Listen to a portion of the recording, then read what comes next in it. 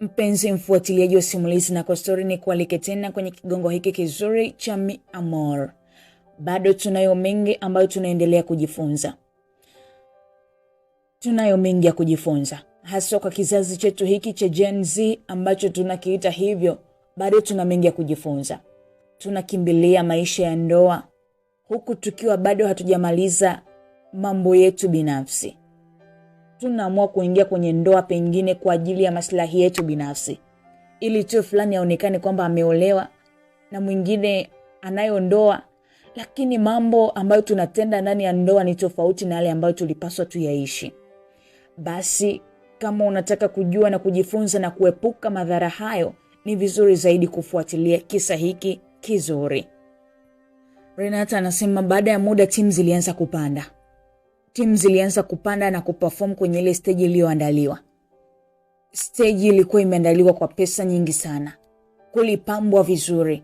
Watu wengi wakubwa wa nchi walikuwa pale, ikiwemo mawaziri na wakuu mbalimbali wa nchi. Nilitulia mahali na kutizama jinsi mambo yalivyokuwa yanaenda. Nilitizama timu nyingi zilizokuwa zikiharibu show na kuonyesha uoga mbele za watu wakubwa wenye pesa zao. Ulipofika muda wangu wa kupanda kwenye stage, bosi wetu ambaye alikuwa ndo mmiliki wa timu yetu alitutizama na kutunyoshia kidole kwamba ni muda wa sisi kufanya kweli. Ni muda wa sisi wa kuaminisha mashabiki kwamba tuna uwezo wa kupindua meza kibabe.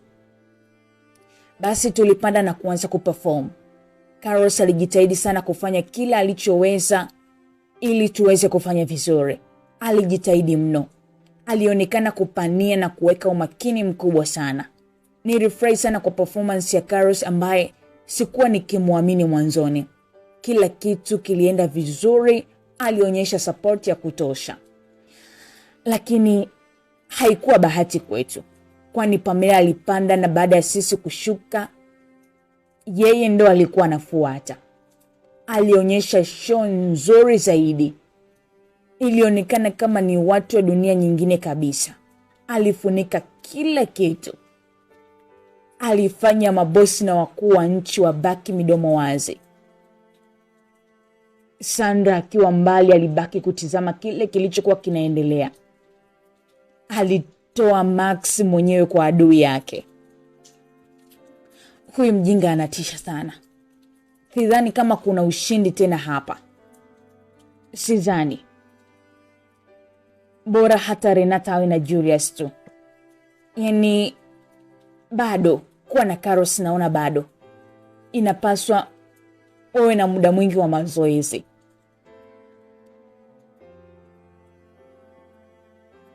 Aliamua kutoka pale alipokuwa na moja kwa moja alitofuata mpaka kule kwenye chumba cha kubadilishia nguo.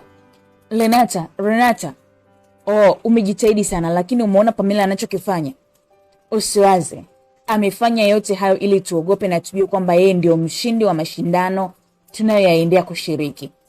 Anataka kututishia na kutukatisha tamaa tu, lakini nikutoe hofu Sandra. Naweza kufanya zaidi ya pale. Mimi ni mzoefu sana. Haya mambo nimeanza nikiwa mdogo sana. Pamela hanifahamu mimi, lakini nimepita kwenye mikono ya watu wenye uzoefu na hizi kazi. Wala hata usiogope. Pia Julius anaweza yote hayo. Tusimpe nafasi adui yetu atufahamu kwa undani. Acha akutane nacho anachotaka kukutana nacho, uwanja wa vita, na si vinginevyo. Niliongea nikiwa ndani ya ujasiri wa hali ya juu. Sikutaka kumkatisha tamaa rafiki yangu niseme labda nimeshashindwa. Unajua siku zote ukishatanguliza hofu ndo mwanzo wa kushindwa kwa jambo. Niliamua kuondoka mapema sana. Ile siku hata hivyo mambo yaliisha mapema mno. Nilichukua taxi nikiwa pamoja na Sandra tukaondoka. Carlos alibaki akitutafuta bila kujua kwamba tulishaondoka sisi tayari. Simu yangu haikuwa inapatikana tena. Renata anajua, lakini Pamela anajua zaidi. Hili shindano hatuwezi kushinda.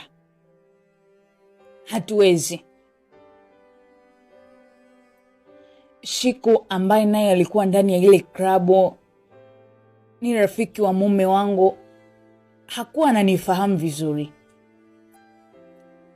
Na kile kitu ndicho kilichonisaidia mimi sana.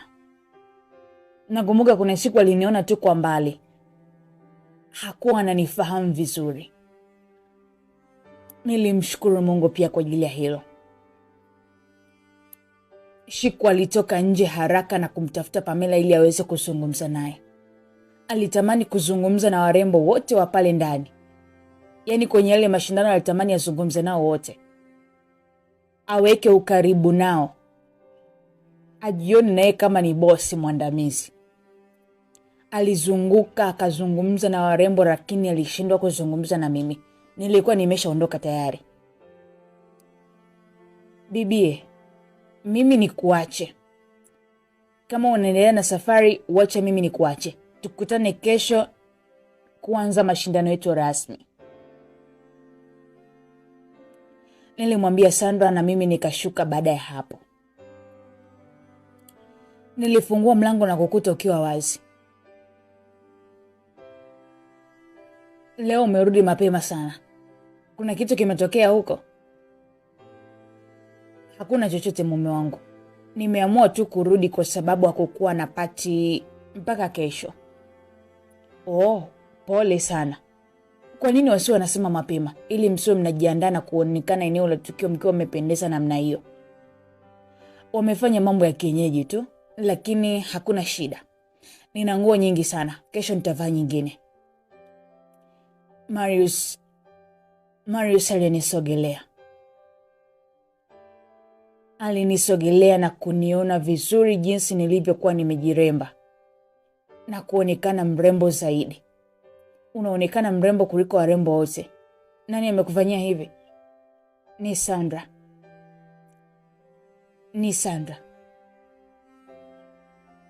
Anaogopa sana kunirembea hapa. Nilipotoka hapa ndani muda ule nikasema nina haraka, nilienda kurembwa na Sandra. Sawa. Natamani ulale usitoe huo urembo wako usoni. We Marius, sintachafua mashuka. Natamani niwe nakuona hivi kila siku. Wewe ni msichana mrembo sana, sijapata kuona tangu kuumbwa kwa ulimwengu. Asante sana mume wangu. Nitajiremba kesho asubuhi ili nisipate kazi kubwa ya kufua mashuka kesho. Siete, hakuna shida. Tukalale. Tukalale mke wangu. Basi mimi na Marius tuliongozana kuingia chumbani. Niliamua kupitiliza na kuingia bafuni kuoga na kuondoa maurembo yote niliyokuwa nimewekewa na Sandra. Mungu wangu. Sandra, kumbe hakutoa kitu chochote. Ona sasa, Marius ameshaona. Muda mfupi baadaye nilisikia simu yangu ikiita. Ni jambo lililonishangaza sana. Sikuwa nimeiwasha.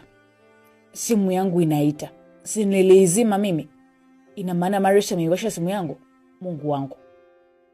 Huyo anayepiga atakuwa ni Carlos. Naomba niende mambo kabla hayajaharibika.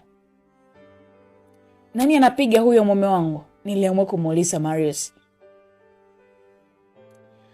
Nilitoka bafuni haraka na kwenda kuchukua simu yangu ambayo Marius alikuwa ameishika mkononi. Nikiwa nimejifunga kanga nilichukua simu kutoka kwa Marius. Na kana kwamba ni Sandra ndiye alikuwa ananipigia. Huyu Sandra naye anataka nini muda huu? Hello bibi.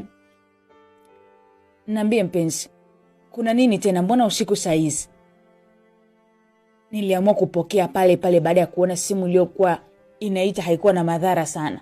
Lakini pressure niliyotoka nayo kule bafuni ilikuwa sio ya kawaida. Huyu jamaa huku ndani sikalala. Tena kalala fofofo. Nimemwamsha mpaka muda huu haamki. Pole ndugu yangu. Labda jaribu kugonga zaidi. Nimegonga mpaka dirishani kwangu lakini sisikii chochote. Mpaka napatwa na wasiwasi kuwa ametoka muda huu au la. Mimi siwezi kusema chochote kwa kweli. Angalia namna ya kuingia, kama utashindwa basi njoo tu huku kwangu ulale. Nitakuandalia mahali pa kulala. Sawa, ngoja nimsikilizie basi. Sawa, mimi naoga haraka haraka kwanza. Mume si mzima lakini yuko poa anakusikia hapa. Msalimie sana. Niliongea vile na kumpa tahadhari Sandra sija akaongea ujinga mbele ya Marius. Nilimwambia yupo anakusikia hapa. Baada ya pale nilikata simu na kutaka kumpatia tena Marius japo ilikuwa ni ya uoga sana. Simu yangu imepoteza network kabisa. Nilitaka nitumie hii yako kwa muda. Kuna mambo fulani nataka kuyafanya. Oh, ni hivyo tu? Ndiyo, si unajua kama nimeshapata pesa. Nataka nianze masuala ya ujenzi sasa. Wala hata hukuniambia mume wangu. Haujaniambia chochote, kwa nini lakini darling? Kamalize kuoga kwanza utakuja tuongee. Mimi nilishamaliza kuoga tayari. Kuna vitu tu nilikuwa nafanya. Umemaliza kuoga? Mbona haraka hivyo? Nilioga tu nilivyotoka mdoloni nilioga. Nimefanya haraka ili niwe na wewe tubadilishane mawazo mawili matatu mume wangu. Sawa, kaa tuzungumze. Basi nikiwa nimejifunika kanga niliamua kukaa pale kitandani niweze kumsikiliza mume wangu ana mipango gani. Nimeshalipwa pesa na inatosha kwa kuanza ujenzi. Ni swala la kumaliza tu ndio linakuwa changamoto. Nafikiri kesho nitakuwa na mafundi. Nitawaacha pale wapime, mimi nitaenda kazini kuendelea na kazi zangu. Nilichotaka kukuomba ni kwamba ukasimamie wale mafundi pale ili kama kuna changamoto yoyote nipate taarifa kwa wakati. Oh, sawa mume wangu. Lakini swala la mimi kutoka hapa kwenda kukaa nao watu wakiwa wanapima eneo, unaona linaweza likawa zuri kwangu mume wangu. Wewe ndio mama mjengo lakini. Sawa, nafahamu hilo, lakini sitaweza kukaa na wanaume huko mume wangu. Mimi nitakachokifanya kwa sasa ni kukupatia tu pesa ambazo utaweza kumaliza ofisi yako kabisa. Pesa ambayo kama ulivyosikia mume wangu, siwezi kukuacha peke yako. Nina pesa ya kukusaidia na nitakusaidia tu. Huko site angalia namna ya kufanya kwa sababu mimi kesho sitokuwepo. Kuna mahali naelekea. Hata ukiwaacha hao sidhani kama wataharibu kazi. Kikubwa wanataka pesa wapatie wafanye kazi kwa uzuri. Sawa, hilo halina shida. Umefurahi mume wangu sana.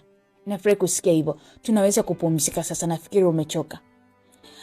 Marius alijivuta kitandani na kuniacha mimi nikiwa ninafanya mambo mengine kwa muda mfupi kabla na mimi nipande kitandani.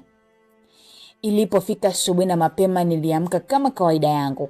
Nilimwandalia mume wangu nguo na kila kitu ambacho kitamfanya aonekane smart akiwa kazini. Nilichukua simu yangu na kuangalia. Kuna ujumbe gani ndani ya simu yangu? Nilipoangalia ulikuwa ujumbe wa boss Mr. Dario. Hello Renata. Natumaini umeamka salama na mzima kabisa. Nilichotaka kukuambia ni kwamba leo tutakuwa pamoja kama timu kwa siku nzima kwa sababu ni siku ya kwanza ya mashindano. Tunahitaji uwepo wako ili muweze kujiweka sawa wewe na Julius kabla ya kupanda kwenye stage. Kama kutakuwa na changamoto yoyote basi utujulishe mapema ili tujue ni namna gani tunaweza kutatua. Kwa mengine nafikiri hakuna. Ni hayo tu. Nilimaliza kusoma ule ujumbe na kumtizama mume wangu Marius aliyokuwa amelala. Hakuna namna nyingine ya kufanya. Sitamwaga Marius kama natoka. Najua hatorudi. Ila kama nitamwaga basi nitakuwa najiweka kwenye wakati mgumu mwenyewe. Leo nitaondoka hivi hivi. Mbona kama una mawazo sana? Aliniuliza Marius alionekana na macho ya usingizi huku akinitizama. Oh, kumbe umeshaamka. Nilikuwa nafikiri ni nini nimebakisha kuandaa ili nisikuangushe wakati unajiandaa. Upo vizuri sana mke wangu. Nakupenda sana. Acha nijiandae. Ujiandae mapema yote hii? Ndiyo, natakiwa niwahi leo. Kuna kazi nataka nikamalizie ili nisiwe na mambo mengi kesho. Sawa, usiwe na shaka mume wangu. Unaweza ukaandaa tu. Ukamaliza kujiandaa, kila kitu kipo tayari. Basi Marius aliamka pale kitandani na kuanza kujiandaa kama ilivyo kawaida. Alijiandaa, lakini akiwa anajiandaa alisikia ujumbe ukiingia kwenye simu yake. Marius alifuata haraka simu ili aweze kuona ni nani anayemtumia ujumbe asubuhi yote ile. Marius alipofungua ujumbe alikutana na Shiku ambaye aliyemtumia ule ujumbe. Kaka, leo mambo ni kitonga tu. Bosi hayupo ametoka. Sidhani kama tutakaa sana kazini. Ila huyu jamani kichaa sana. Alijisemea vile Marius na kuendelea kujiandaa. Nikamuuliza, nani kichaa? Kuna rafiki yangu nafanya naye kazi pale kwenye ile kampuni. Anafurahia kisa leo bosi hatakuwepo. Nilishtuka baada ya kwamba kusikia bosi hatokuwepo. Bosi hatokuwepo leo? Anaenda wapi huyo bosi? Nafikiri ana safari, maana sio mtokaji pale ofisini. Oh, sawa. Nilisema hivyo na kushusha pumzi, maana ningeambiwa kuwa bosi ambaye anashiriki hiyo michezo basi ingekuwa ni changamoto sana kwangu. Lakini sikujua. Marius alimaliza kujiandaa na kuniaga, na baada ya hapo akaondoka. Baada ya Marius kuondoka, niliamka haraka pale kitandani na kuanza kujiandaa na nguo zangu zingine za kuvaa hapo baadaye. Nikamtumia ujumbe mfupi Sandra. Hujaamka tu Sandra? Unajua kinachojiri kwa muda huu? Si huyu mshenzi amenilaza asubuhi. Yaani hapa nina usingizi sana. Sidhani kama nitaweza kuamka hapa kitandani. Sandra, unajua nini kinaendelea muda huu? Hapana, kwani kuna nini? Sikia, mimi siwezi kutoka bila wewe. Jiandae na kupitia muda huu twende. Twende wapi? Nimetumia ujumbe na boss kwa leo siku nzima tutakuwa pale kwenye ile timu. Sasa natakiwa kutoka muda huu. Renata, unaenda kushinda huko? Mume wako amekuruhusu? Sijamuaga na sitamuaga. Hapa ndio natumia akili kubwa sana. Na utakaa mpaka usiku. Unadhani ni salama sana kwako? Tutafanyaje sasa Sandra? Nishauri. Ungemuaga tu. Au sikia, nitamuaga jioni ili nionekane nimetoka kwa muda huo. Hapo sawa. Ila tangulia basi mpenzi. Mimi nitakuja. Utakuja saa ngapi Sandra? Mimi siwezi kwenda bila wewe. Amini hilo. Basi natoka. Unipitie hapa kwangu baada ya nusu saa. Sawa, hakuna shida. Nikaweka kila kitu vizuri, nikaita taxi ili niweze kumfuata nyumbani Sandra, na baada ya hapo tuelekee kule tulikopaswa kwenda kwa muda ule. Kweli, baada ya muda taxi ilifika eneo husika na nikapanda. Nilimpitia rafiki yangu na kwenda moja kwa moja kwenye ile timu tulipokubaliana kukutana. Nilipokelewa vizuri kabisa kwa heshima, maana mimi ndo nilikuwa wa mwisho kufika pale. Bosi wetu hakuwa amefika bado. Nilijitahidi kutizama watu wote pale, lakini nikagundua kwa Carlos hakuwa amefika pale. Kwa nini Carlos hajafika hapa? Hebu muulize. Sawa, ngoja nimpigie simu. Hakikisha anakuja. Najua ameshakasirika tayari. Yaani Carlos kitendo cha kukasirika ni kugusa tu. Usijali kwa hilo Renata. Kazi imepata mtendaji. Kama manager tu ndo mie.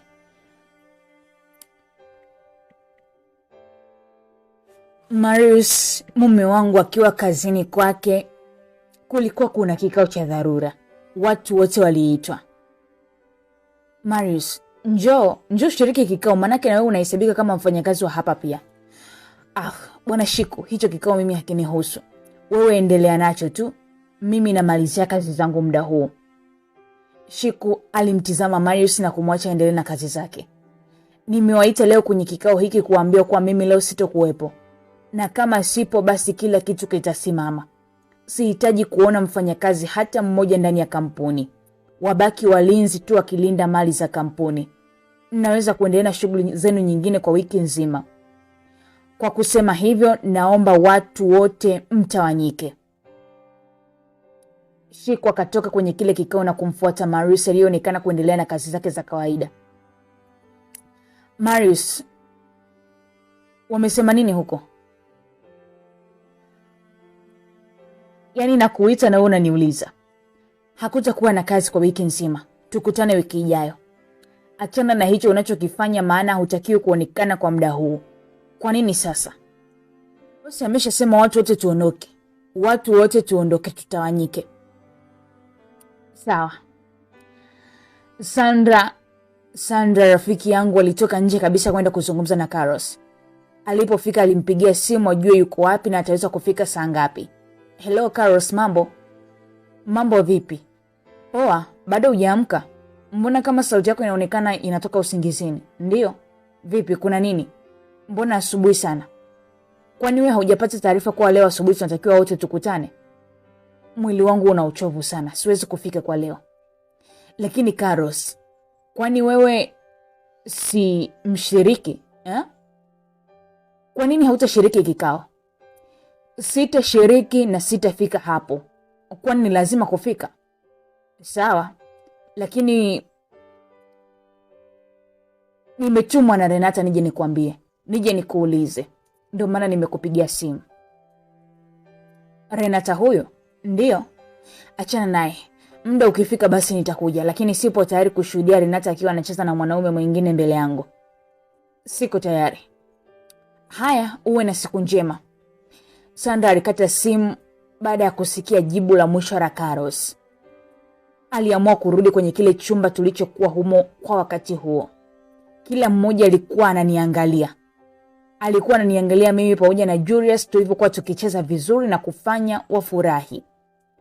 Haukupita muda mrefu bosi alifika pale na kutukuta tukiwa tunaendelea na mambo mbalimbali ya hapa na pale. Renata, Carlos yuko wapi? Nilishindwa kujibu lile swali alilouliza na kubaki nikimtizama Sandra niliyemtuma kuzungumza na Carlos. Nimezungumza na Carlos na amesema kwamba hataweza kufika. Ana uchovu sana mwilini mwake, alisema Sandra. Nilimshukuru sana. Anaonekana mayai sana. Nafikiri wote tumefika kasoro huyu tu. Na kama mnavyojua, kwa ambaye hatoitikia wito wangu, basi hataweza kuwa kwenye timu yangu tena.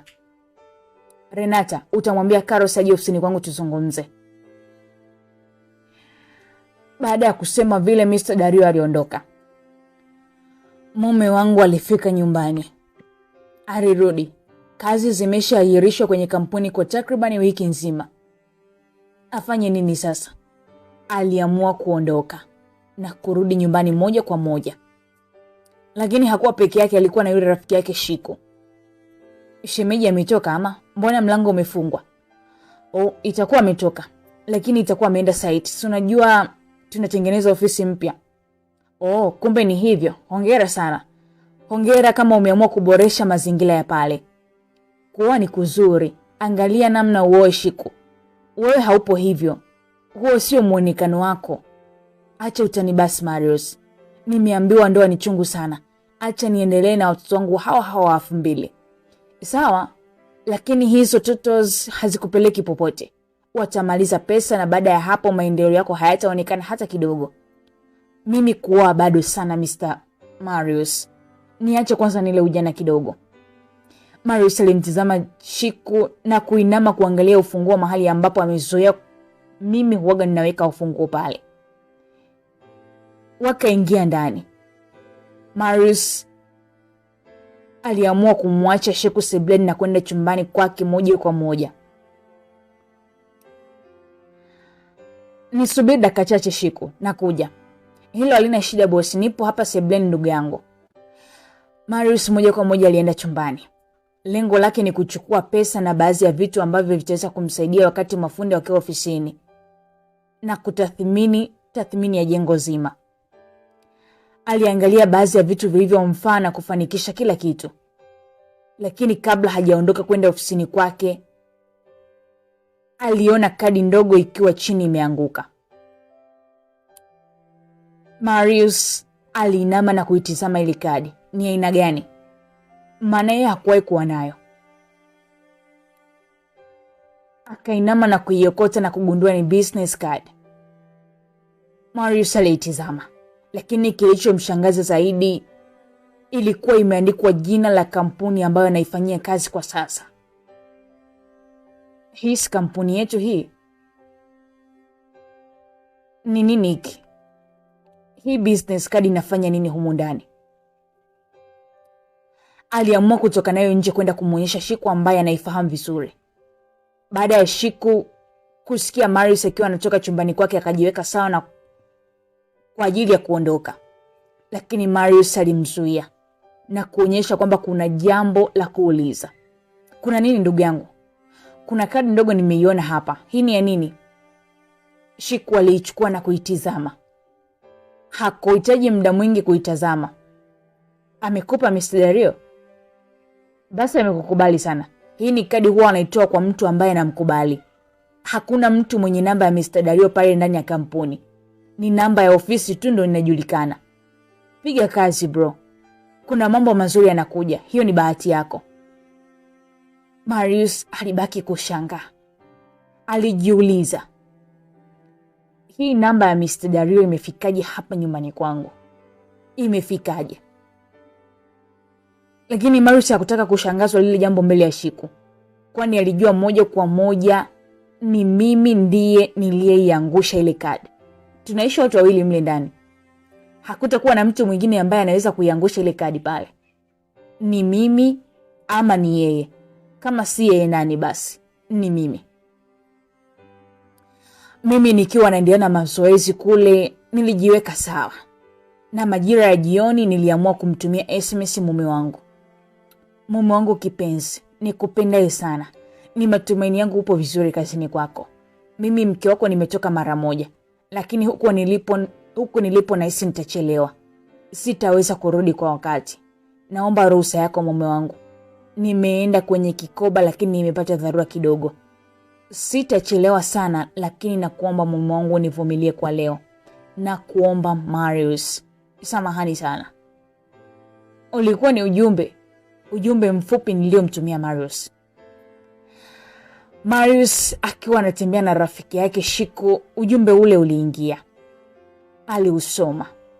Na alipomaliza kuusoma, aliachana nao na kuendelea na stories hapa na pale akiwa pamoja na rafiki yake. Lakini hakukubaliana na kile kilichokuwa kinatokea kila siku. Mke ni wako. Mali ni yako. Lakini kuna mambo yanakuwa yanaendelea behind hauyaelewi. Inaumiza sana ndugu msikilizaji. Mimi na timu yangu tulianza safari kuelekea kwenye ile club tukiwa na shangwe sana. Hamasa zilikuwa kubwa sana. Tukijua kwamba tunaenda kushindana na kushinda kwenye ile mashindano. Lakini mimi sikuonekana kuwa na furaha zaidi. Niliwaza sana kuhusu Marius. Renata, mbona umepoa hivyo? Nawaza kwa sababu unajua kabisa hiki ninachokifanya ni kibaya kwa afya ya ndoa yangu. Lakini si umemwomba ruhusa mume wako kwa SMS? Wewe Renata naye kila siku unamhofia Marius. Punguza hicho kitu bwana. Sandra, endelea na mambo yako kwanza. Marius ni mume wangu, namfahamu vizuri. Sasa kama unamuogopa Marius, si bora ungemwambia ukweli? Unadhani ukisema ukweli ndio itasaidia? Kama una mawazo hivyo, ni bora ungemwambia ukweli. Sidhani kama Marius atakasirika kiasi hicho unachozani. Sidhani. Ni mawili. Ni uwe penzi kabisa au nipewe hiyo ruhusa kwa shingo upande. Na kama itatokea hivyo basi itakuwa ni ngumu sana kwa mimi kufanya kazi na hii timu.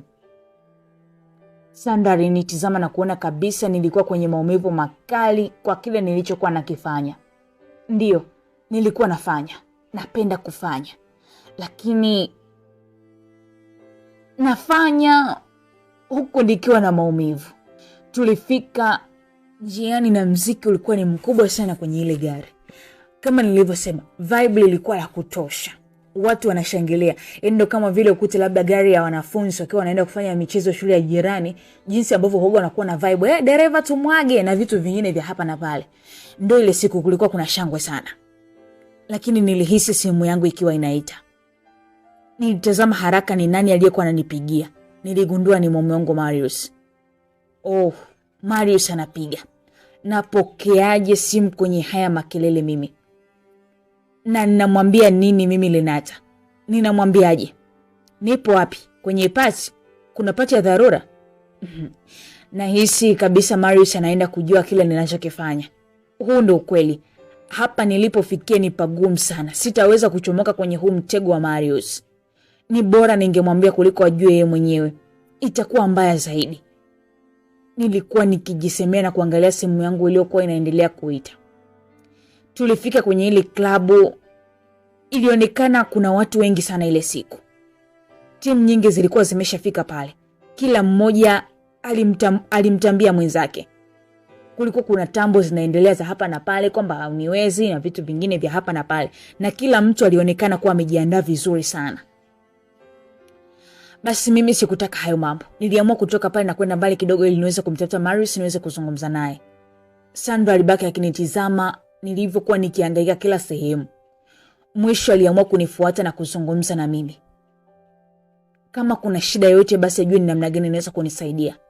Renata, mbona kama hauna amani ndugu yangu? Mbona mambo ni ya kawaida tu? Ni kawaida lakini sio kawaida. Marius amenipigia nikiwa kwenye gari, sijapokea. Nimeacha simu ikate tu. Nafikiria nitamwambia nini kama atapiga tena. Usipokee kwanza. Sawa? Lakini kumbuka tutaingia kwenye ile timu. Itakuwaje kama sitapokea simu ya Marius kwa zaidi ya masaa 4 mpaka 6? Unadhani nitaweza kuja tena huko? Labda mimi niende huko nikazungumze na Marius. Uende bila mimi? Tunafanyaje sasa Renata? Mimi nimeshachanganyikiwa tayari. Yaani kama kujichanganya basi nimeshajichanganya. Itabidi niseme tu ukweli kwa Marius. Useme ukweli? Unahaka kuwa utapewa ruhusa? Sidhani. Ni 50 kwa 50 tu Sandra. Na hiyo ndiyo, yani hicho ndicho kinachoenda kutokea. Na ndo anapiga hivyo. Oh, hili limeshakuwa tatizo sasa Renata. Limeshakuwa tatizo. Pokea tu. Usiache simu yake ikate kwa mara ya pili bila majibu yoyote. Pokea tu, usijali. Mimi nitakutetea. Ndiyo. Nitakutetea rafiki yangu, wala hata usijali.